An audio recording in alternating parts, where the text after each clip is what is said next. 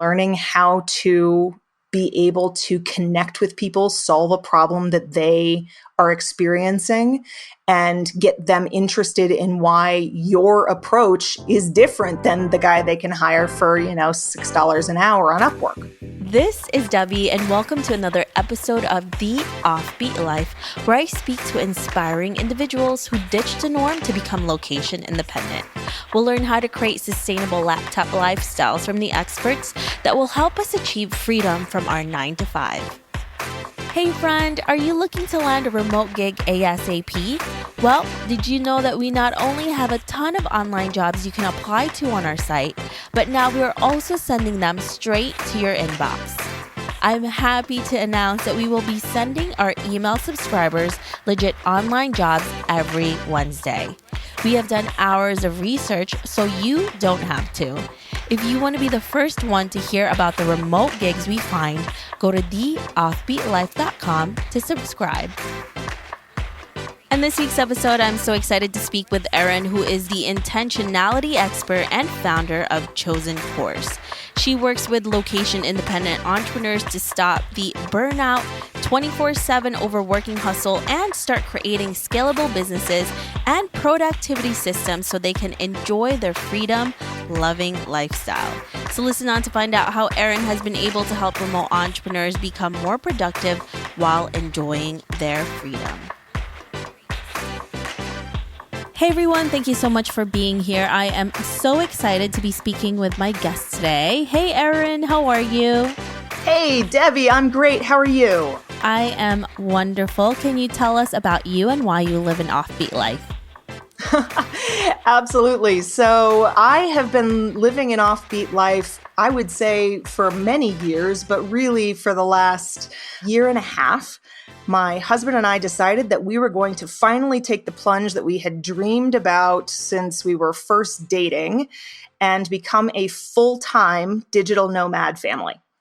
I had traveled a fair amount when I was younger, when I was in as a kid and in college and all of those kinds of periods. I took a long 4-month wander through Europe while I was in college, basically right after my junior year abroad. I always knew that I loved to travel and that was something that was important to me. And those things that start showing up on what most people call a bucket list, I tend to prefer the term life list, a little more focused on life as opposed to death. But it used to be, it was all these items about spend 3 months here and spend 3 months there and this country and this island and that location. And finally, after he and I had talked about that for many, many years, we decided that there was no time like the present. And so in October of 2018, we gave away and sold everything we owned.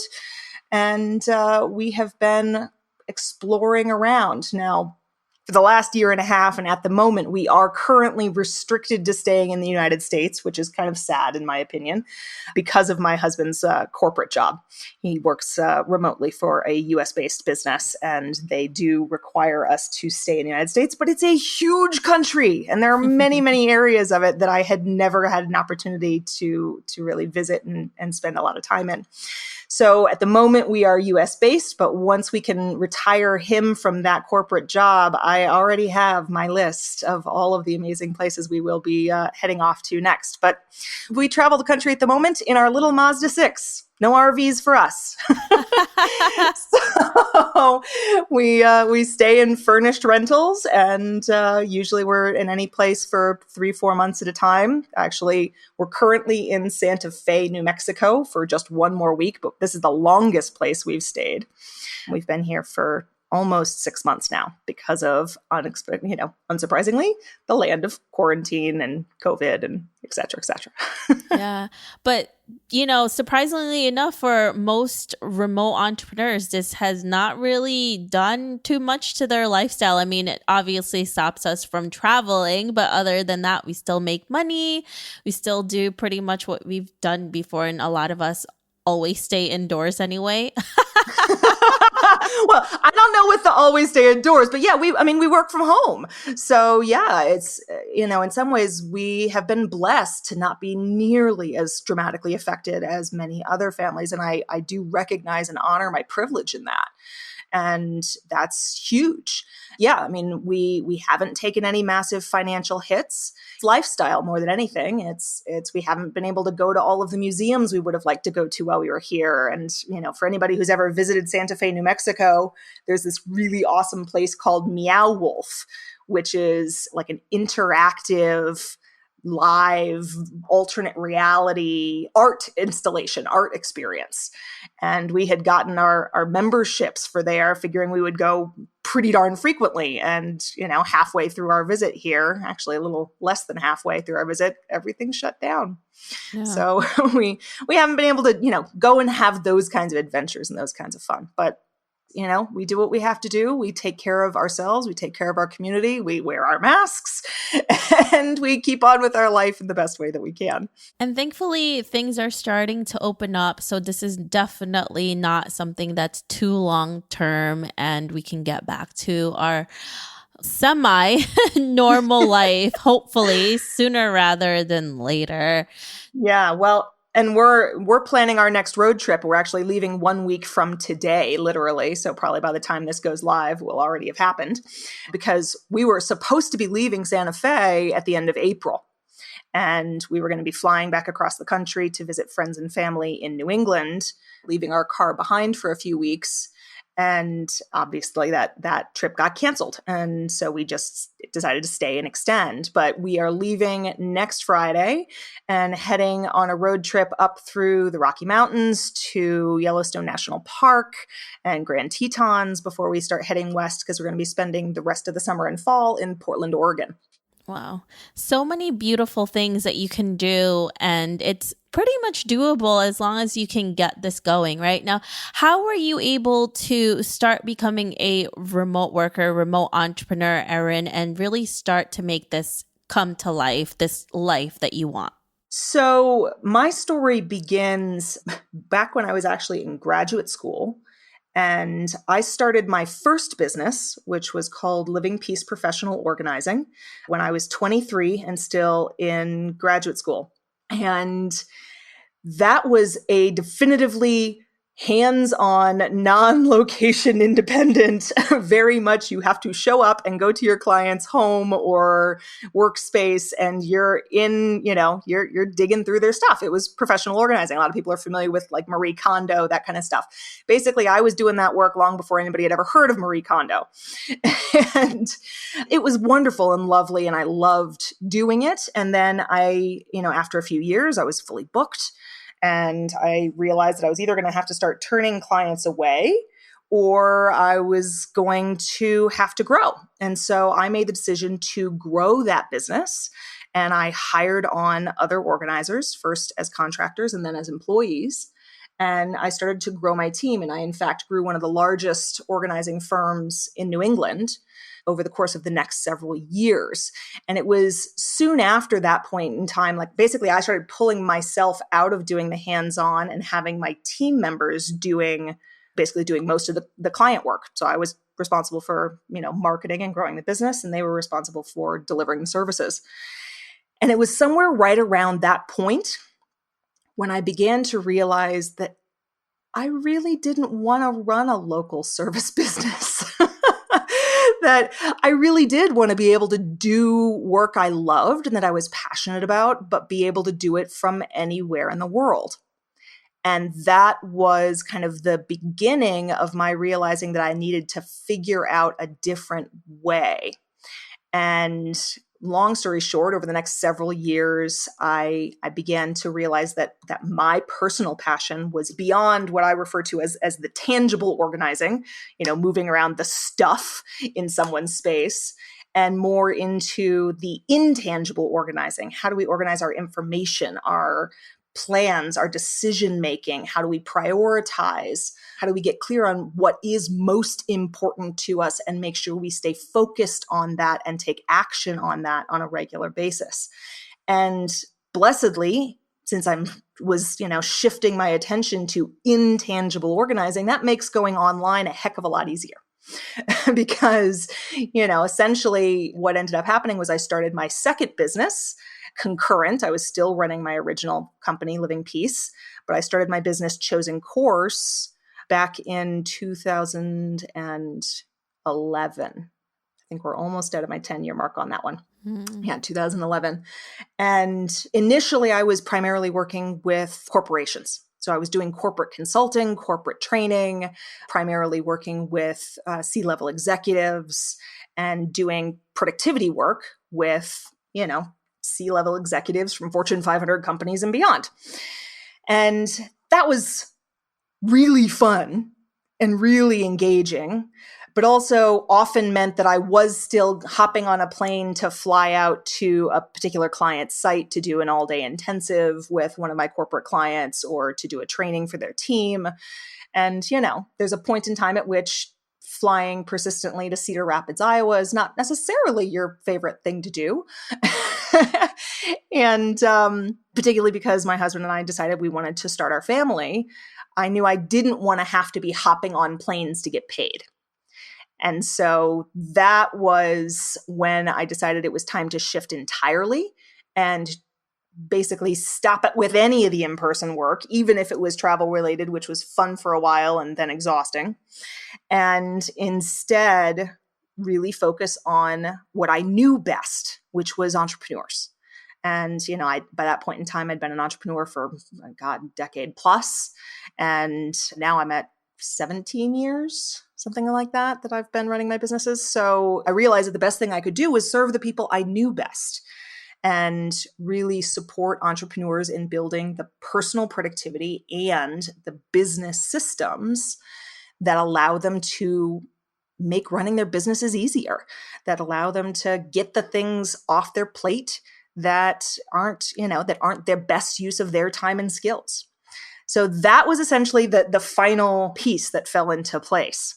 And then when we became location independent, almost a year and a half ago, almost 2 years now, that was when I decided to niche even further and really focus on working with other location independent and digital nomad businesses, because the needs of these types of online businesses in particular around productivity are somewhat unique. We're dealing with time zone things in far more dramatic ways. Many of us are running fully remote companies where we're managing teams of people that are, spread across the globe. My team currently is on 3 different continents and in 4 different countries. So, it's how do we navigate those kinds of challenges? So there's the whole story. Bringing us up to today, in which I was drafting a contract for a new hire literally today. So, here we are. So when you decided to do that pivot where you left your organizing company to solely focus on entrepreneurs and now really niched into digital entrepreneurs, remote entrepreneurs, how were you able to land your first few clients? Because that's really one of the big questions that a lot of newbies question, right? How do I make income from this and how do I make this sustainable?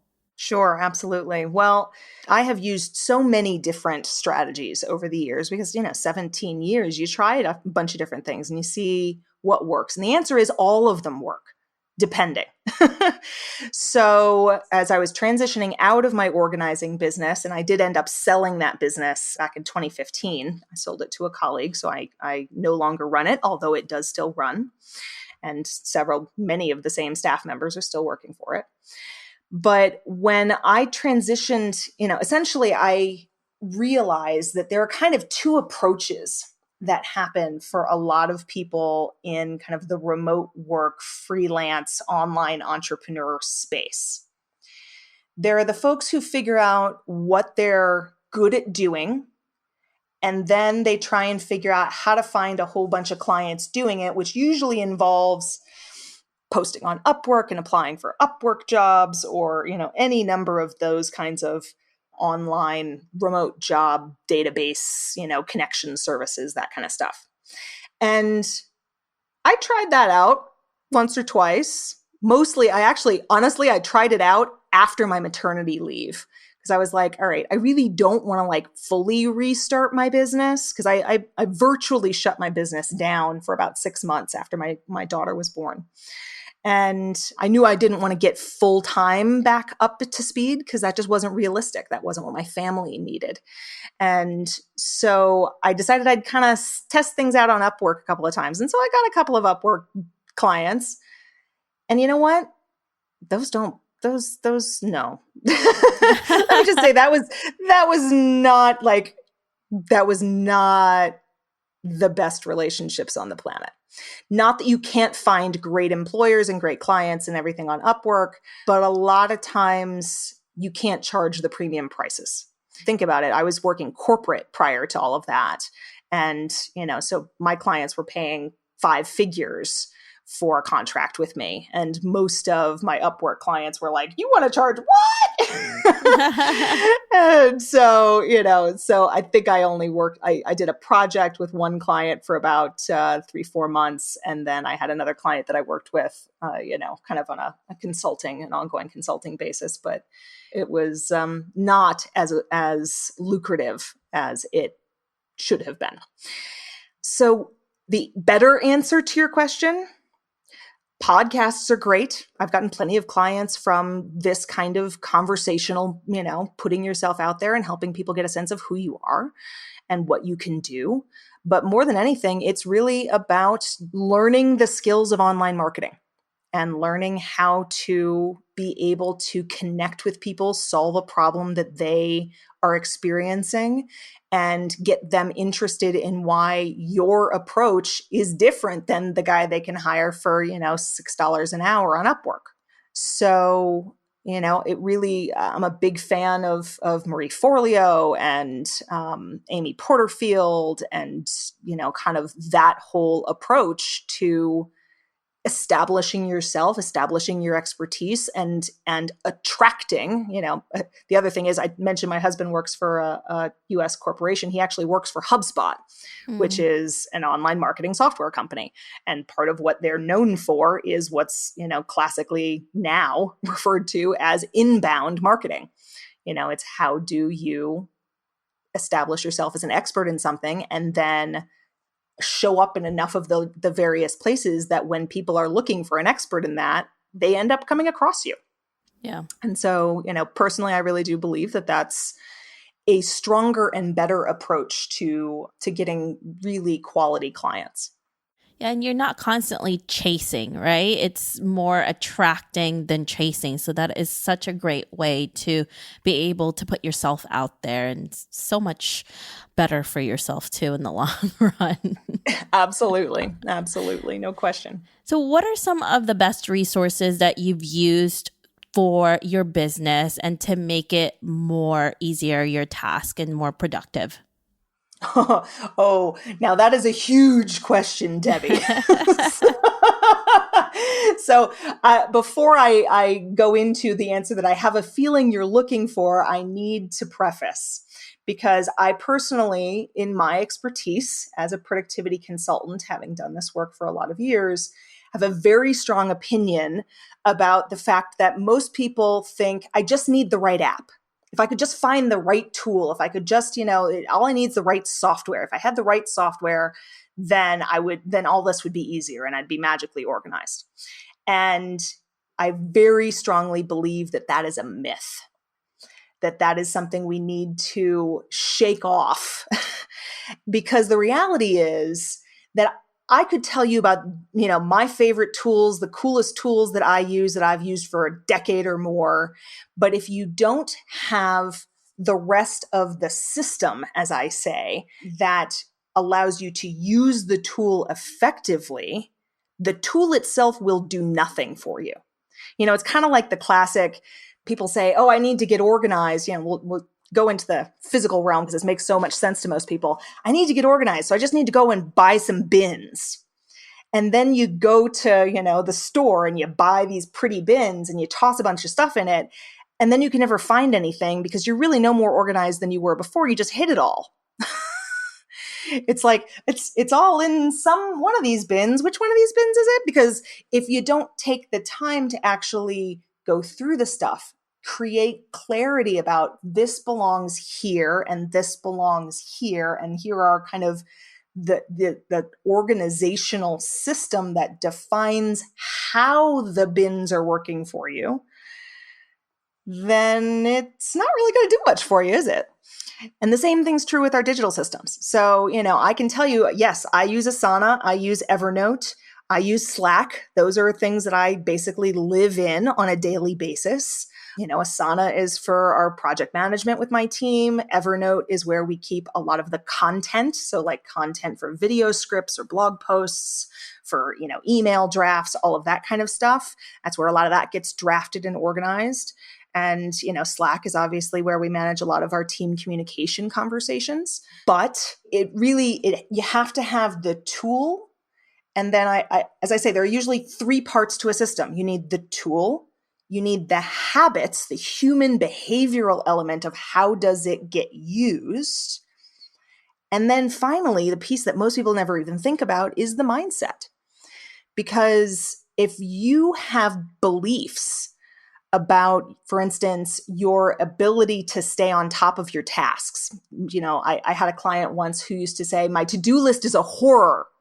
She had this personal limiting belief that she could never be on top of her to-do list. And until we addressed that, until we kind of dug that out and helped her to overcome and uninstall that limiting belief, there was no system or habits that were going to stick. So it really does take all three. It's the tool, it's the habits, and it's the mindset.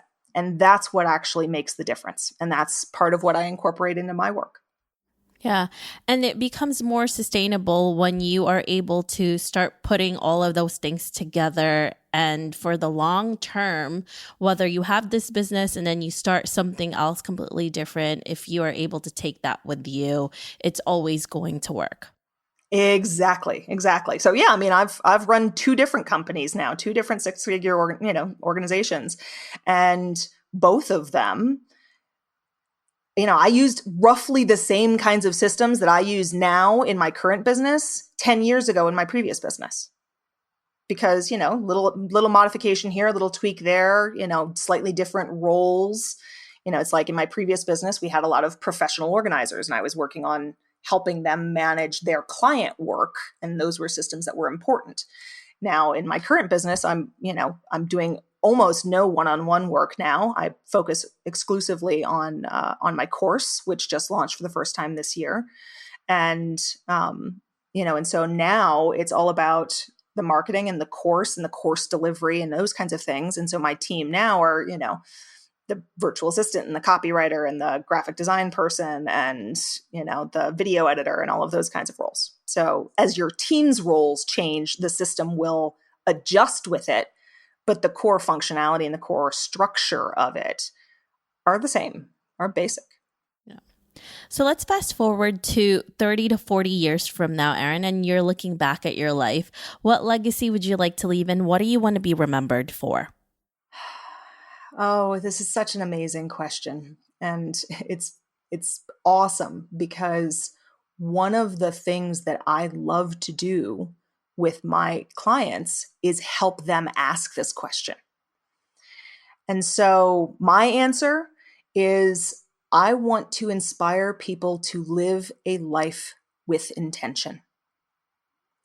I want them to question the norms, the things that have been assumed as this is what success looks like. This is what life, these are the steps that you just go through that are, first I graduate high school and then I go to college and then I get a good job and then I work my way up the corporate ladder and then I, get the big house and I get married and all of these things that we were, particularly as Americans, that we were told, but I think there is some level of this that extends beyond the US, that this is what the good life looks like. And I have just heard so many people who walked that road and still ended up miserable. And I genuinely believe that the more we ask ourselves questions, as early in life as possible. I mean, honestly, whenever you come to the questions is the right time to come to the questions. But, these are questions I want my daughter to be asking herself by the time she's 12, by the time she's 15. It's, what do I want in my life? What's the impact that I want to make? And my desire to help people both ask and find answers to those questions and then design a life, whether that's building a company for themselves or whether that's, finding a company with which they feel highly aligned and be able to, do that work in a way that's we're a generation that's what we can do now has never been possible before. Our ability to work remotely and be able to have the same work, so wherever we happen to be on the planet, no other generations had this chance. And we have the ability in doing this and in living this way to essentially become like a beacon that shows others what's possible. So my core is about helping people to live with intention. And part of that is about asking different and bigger questions. And that's truly what I hope that I will help many, many hundreds and millions of people to do. Yeah. And it's also great that you're trying to teach this to the next generation, like your daughter, and then hopefully she'll also take it with her. So it's such a great type of legacy, right? Like what you're giving to your children and the next generation. And then it's pretty incredible when that happens. It really is. And that's why, it's been fascinating to me since becoming a digital nomad and, really steeping myself far more into the community of, location independent entrepreneurs and digital nomads to realize that there kind of is there's almost a separation between what's kind of considered the digital nomad community versus the world schooling community. Because world schooling is focused on families and it's focused on kids and it's focused on bringing kids out into the world and giving them a global education. And a lot of digital nomads are single, or maybe they're couples. And there's like this division between the two. And I would personally love to help bridge that division because I see them as a larger group of people who are questioning the norm and who are figuring out how to live their version of life that feels aligned and authentic and powerful and purposeful in a very offbeat way. It's outside of what kind of the rest of our common culture, our mainstream culture tells us is what life needs to look like.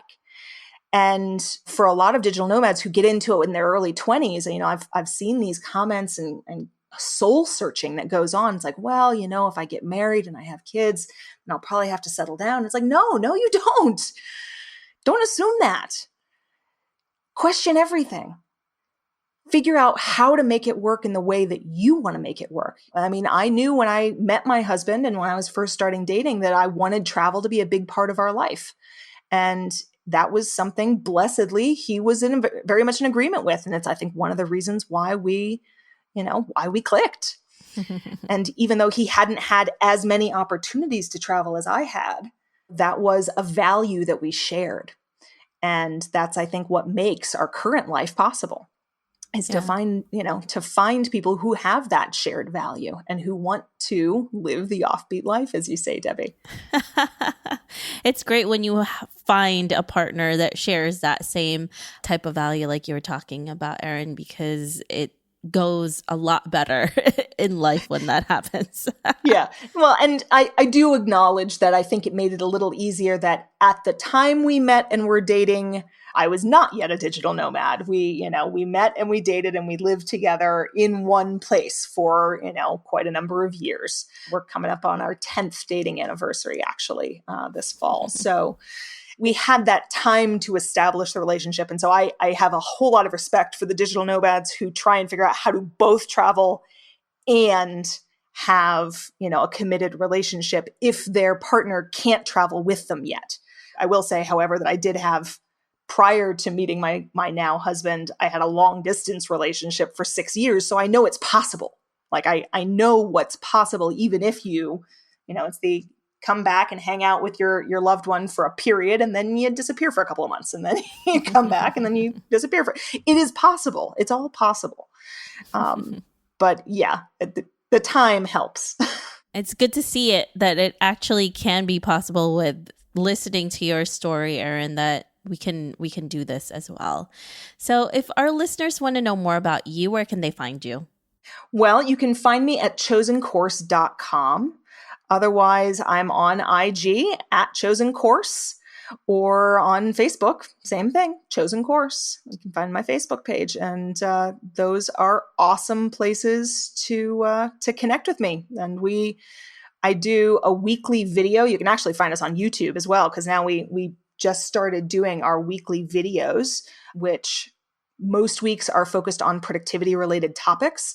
But once a month, we also do a video of our course update, which is basically, what have we been up to and where have we visited? And we're now doing those in a video format that I'm very excited about. That's fairly new. I used to do them all written.